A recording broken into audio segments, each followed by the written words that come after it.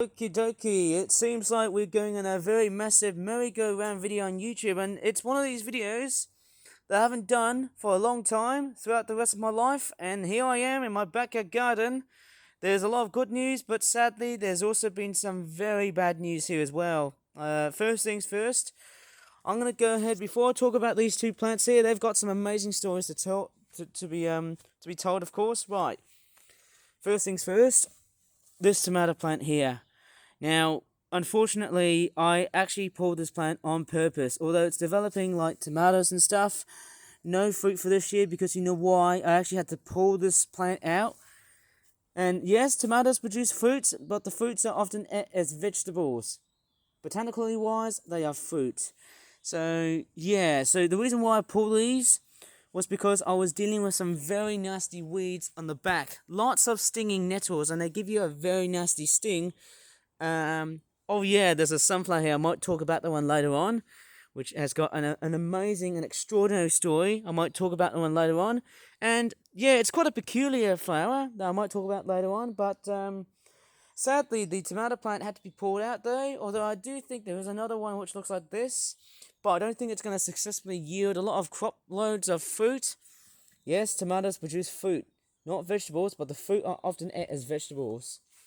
Right, of course, with the robin singing on the background here, we've got nasturtium, we've got balsam. I think that's balsam, Himalayan balsam. I can't really tell whatever that plant is, but let's take the nasturtium first. This plant here has been hammered by a lot of nasty caterpillar and insect activity, probably aphids. And as you can tell, yeah, I can tell what, I'm making this video in autumn, as we've just gone past for the equinox. And it's really sad that summer has to really fly away and just pass out into things. But hey, you know, I might talk about it later on in this video, hey? So, yeah, there's a lot of gnawing by the caterpillars, which is just nasty and gnarly seeing that. I suppose it's part of their digestive system, but that's just very bad, just seeing it though. No flowers this year because this plant has been planted later in the year. This summer has been far by one of the worst, because of how cold it has been so far to this date. Well, you just can't do anything. There's nothing you can do about the weather. Right, moving along, we've got two of these plants there. These two plants are literally called balsam. They've got lovely little pink flowers and stuff, and they've all got white in it. And really, you know, I often tend to do a lot of these videos a lot though, but it's been quite a while. I haven't done one of these for a long time. It would have been such a shame for not doing it though. But yeah, we've got lovely balsams. I can't really tell if they are Himalayan blossoming balsams. They look very much like a geranium. That's what they sort of remind me of. And strangely enough, they kind of look a little bit like geraniums crossed with foxgloves. They're nice towering plants, and they are actually quite beautiful. And in fact, they're actually one of the few plants that I've successfully, they've actually been grown nicely. Somehow I've actually succeeded so far with my gardening skills. Very nice. Lovely flowers. They've straightforward been blossoming throughout the last remnants of summer so far for this year. Okay, moving on along, we've also got these giant foxglove seedlings, but I wouldn't dare to touch those because they are quite irritating. That's what they said. They are also very poisonous. That's what I can tell. We've got lovely yellow flowers. I don't know what these are. I can't really tell what species they are. Probably wild mustard. I'm not really a great botanist of whatever flower species comes to mind. I don't know. I'm just a little bit confused of whatever I make. And we've got a lot of dandelion and weed activity, which are just straightforward dispersing in a large area. Like, they're literally just spreading through grass and stuff. Now let's take a look what we've got. We've got the calendulas, and luckily enough I didn't water these today because we had a whole bunch of rain.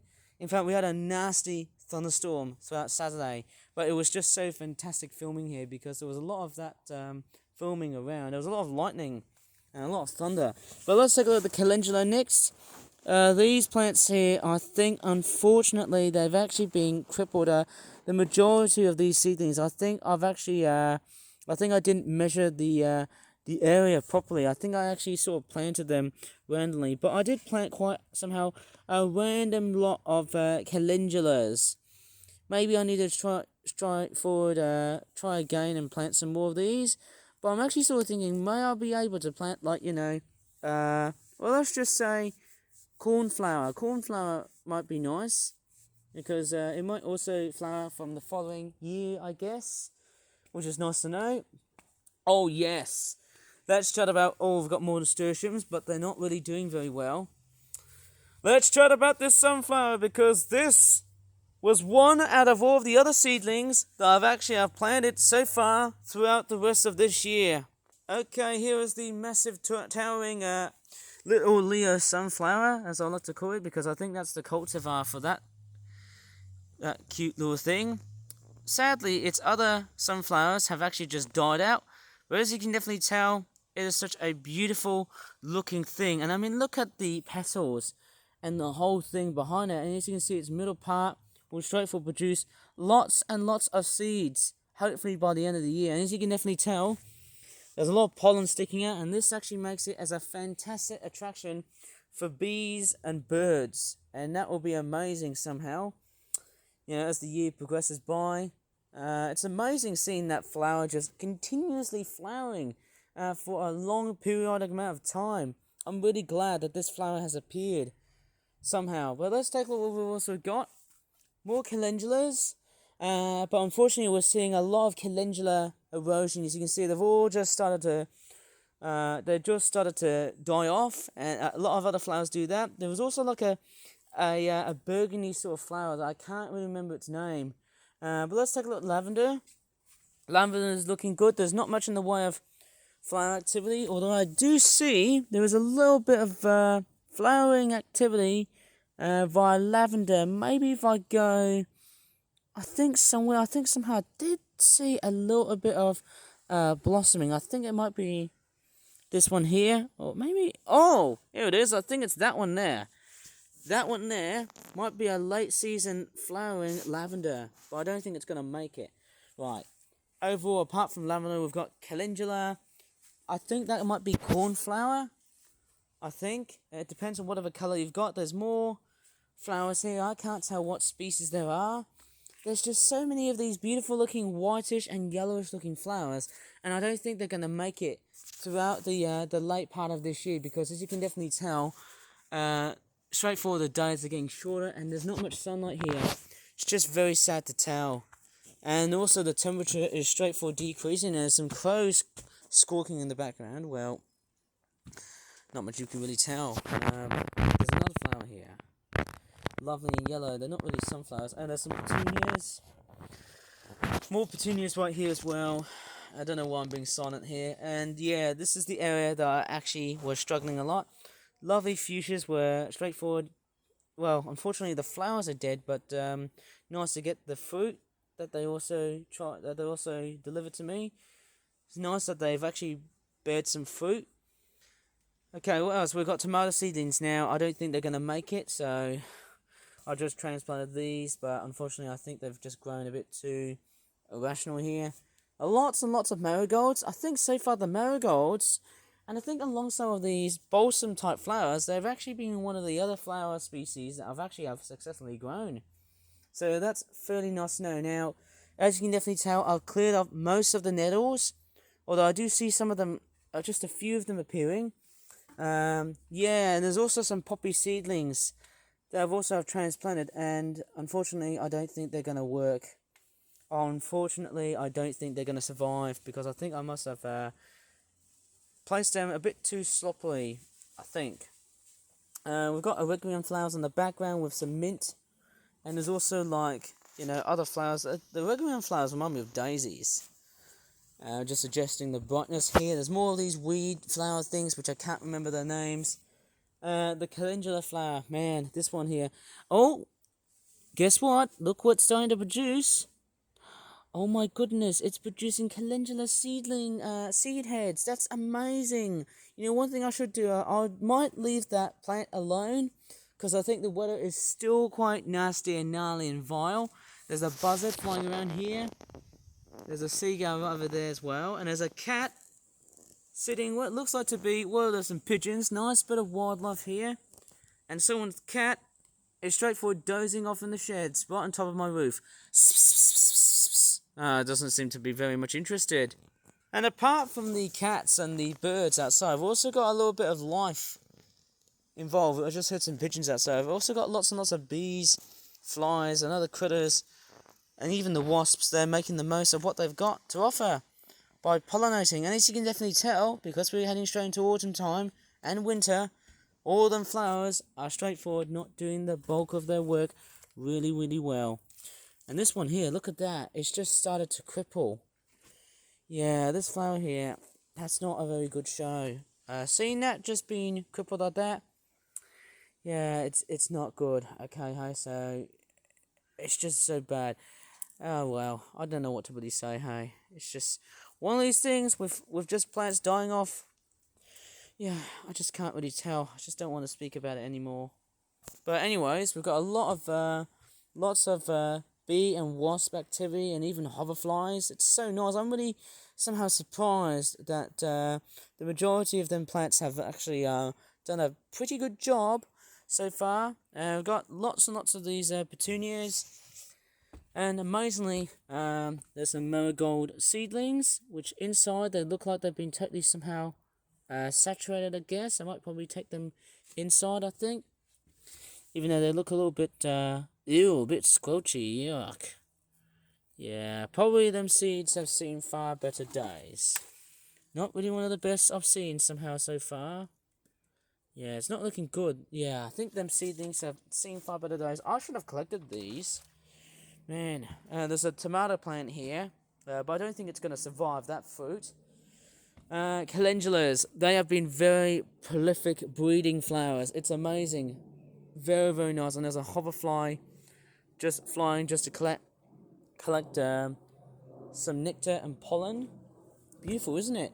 And I've also got like a nice bird feeder. I don't think it's going to straightforward be very effective. Maybe I need to wait until winter with that cold weather thingy coming up right now. More bird feeders. Yeah, because I've actually started to do a bit of bird feeding right in the back of my garden and stuff.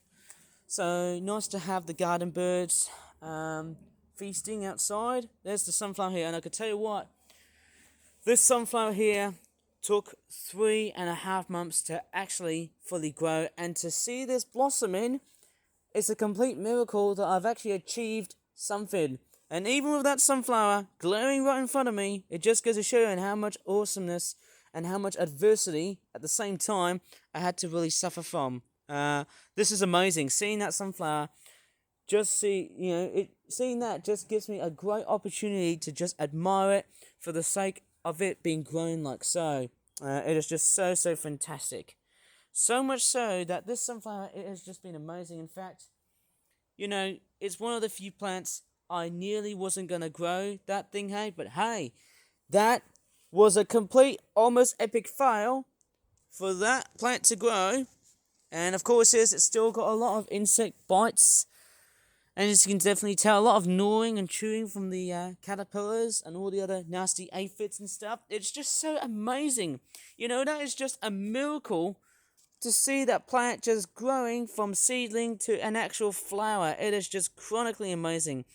Normally with these types of flowers, they normally take up to about 85 or 83 to possibly 97 days to finish off. Maybe 108 days if you're very unlucky to grow one of these plants. It's just so awesome. Hopefully, it will be an amazing sort of attractant plant so that the birds and the bees will come along and feast on the pollen and the seeds of the plant. Now, I should show you what else is there. There's a Welsh poppy that's blossoming right over on the left.